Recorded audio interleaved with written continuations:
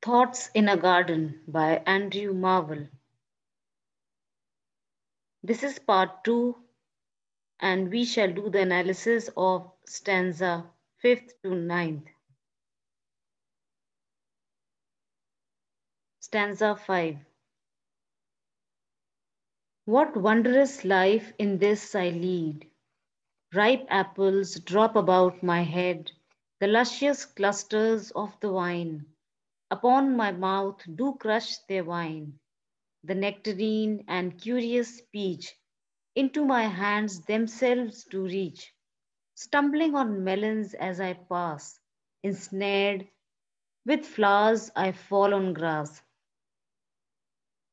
In stanza 5, we get to see the volta. Volta is an Italian word meaning turn, and in poetry, it represents the specific place in a poem where the speaker's train of thought shifts. It changes abruptly or turns. Words like but, yet, or alas are common indicators of volta. But here, the transition is more subtle. The shift in thought is really more like a shift in argument. The speaker turns from his argument that nature is better than society and begins talking instead about why nature is so beautiful. The speaker goes on praising the abundance of fruits and plants in the garden, imagining himself tripping over melons and falling upon the grass. What a wonderful time he's having in this garden. Ripe apples hang downwards from the trees so as to touch his head. The delicious bunches of grapes growing on the vines come into such close contact with his lips, he walks that the juice enters his mouth. The nectarines and the exquisitely formed peaches come into his hands of their own accord, without him making any effort whatsoever. The melons grow on the ground in such plenty that, as he walks, his feet strike against them and his walking is obstructed and entangled among the flowers. He falls on the grass. Stanza 6. Meanwhile, the mind from pleasures less withdraws into its happiness. The mind, that ocean where each kind does straight its own resemblance find, yet it creates transcending these far other worlds and other seas, annihilating all that's made to a green thought in a green shade. Meanwhile, his mind retreats into a state of inner happiness, allowing him to create and contemplate other worlds and other seas. The speaker says that while his body remains on the grass, his mind withdraws itself from the body because it is not interested in the lesser or inferior pleasures offered by the fruits. His mind seeks the happiness of a different kind, which originates from the mind itself. The mind is like an ocean where each creature living on the land has a counterpart in water.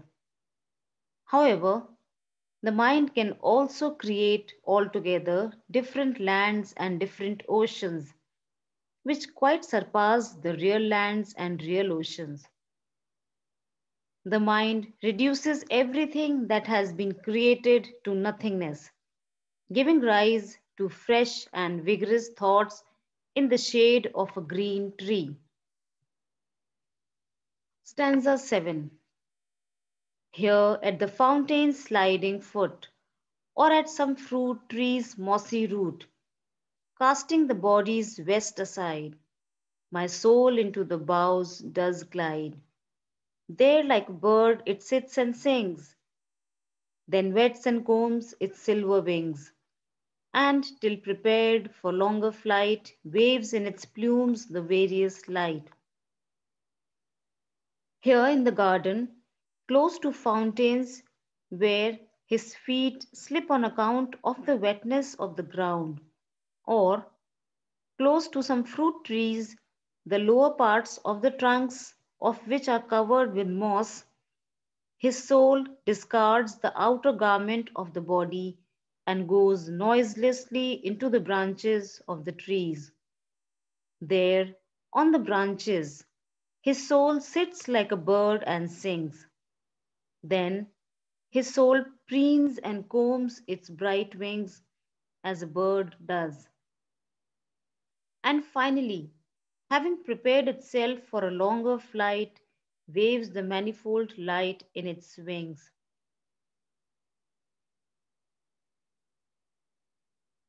Indirectly, the migration of a bird is being compared to the death of the speaker.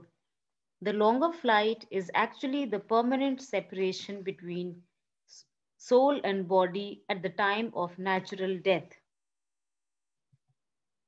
Stanza 8. Such was that happy garden state, while man there walked without a mate, after a place so pure and sweet, what other help could yet be meet? But it was beyond a mortal's share to wander solitary there. Two paradises it were in one, to live in a paradise alone. Here, the speaker find himself in the same happy state in which Adam was when in the Garden of Eden, when he walked alone without a companion, when he found himself in such a pure and sweet place, no comparison could have been appropriate for him. So, he compares the scene to the happy garden state of Eden, the biblical paradise in which God created Adam and Eve.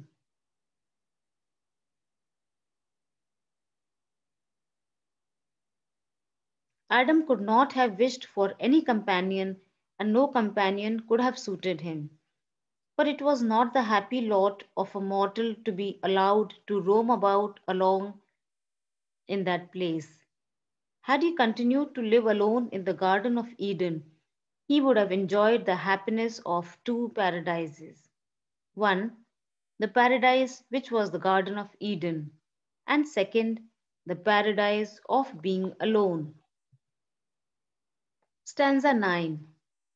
How well the skilful gardener drew of flowers and herbs this dial knew, where from above the milder sun does through a fragrant zodiac run.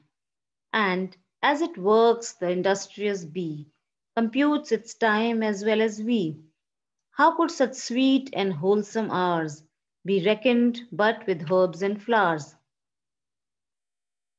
How skilful was the gardener who made the flowers and plants grow here in such a manner and according to such a pattern that they collectively serve as a sundial.